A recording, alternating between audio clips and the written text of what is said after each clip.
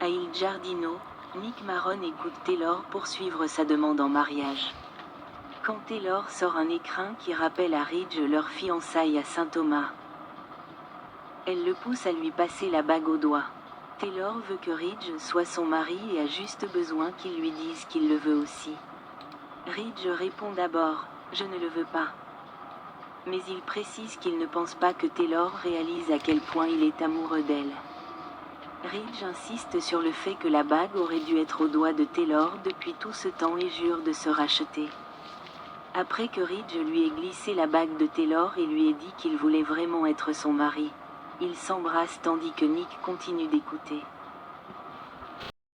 Chez Forrester Créations, Brooke espère simplement que Ridge ne fera rien qui puisse les affecter à jamais et peine à comprendre comment Taylor peut se contenter de quelque chose qui n'est pas réel.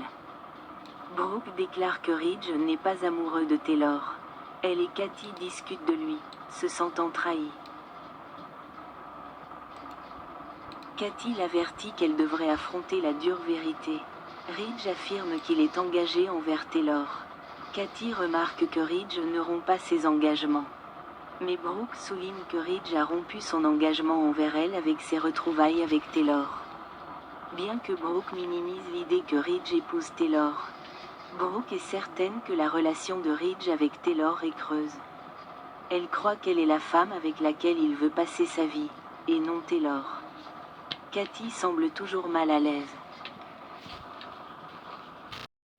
Chez Luna, Sheila semble se méfier du message inattendu de Will et la met en garde contre la prudence.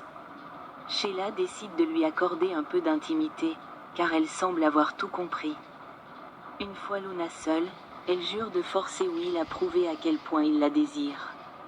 Luna finit par manipuler l'arme chargée avant de la ranger dans le tiroir du bureau. À la maison de la falaise, le chef adjoint Baker confirme qu'il peut obtenir un mandat. Alors Will prépare un micro. Baker remet également une caméra à rouge à lèvres à Will pour qu'il l'installe dans l'appartement de Luna. Ce qui permettra à tous les habitants de la maison de la falaise de surveiller l'incident sur un ordinateur portable. Will assure à Steffi, Finn et Electra qu'il les sortira du pétrin créé par Bill. Après avoir serré Electra dans ses bras et promis de s'occuper de Luna, Will s'en va. Il ne faut pas longtemps avant que Baker ne dise qu'il est temps d'y aller, car Will est arrivé chez Luna.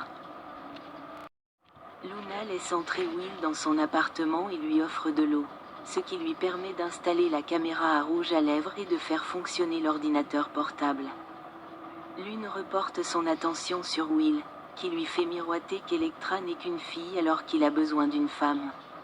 Will s'extasie sur le côté excitant et dangereux de Luna, mais elle se demande encore pourquoi il passe soudainement de la haine à la désirer. Will dit avoir parlé à Bill de l'enfance de Luna, mais il fait semblant de mieux la comprendre et de compatir puisqu'elle est toute seule. Will apprend aussi par Electra que Finn a tourné le dos à Luna et toute l'histoire avec Steffi. Luna finit par prendre Will dans ses bras et lui dit qu'elle est toute à lui. Si Will désire Luna autant qu'elle le désire, alors elle lui demande ce qu'il attend. « Prends-moi », dit Luna tandis que Will lui sourit. Will va bientôt se retrouver dans une situation délicate. Alors restez avec nous pour être au courant des mauvaises nouvelles qui se préparent.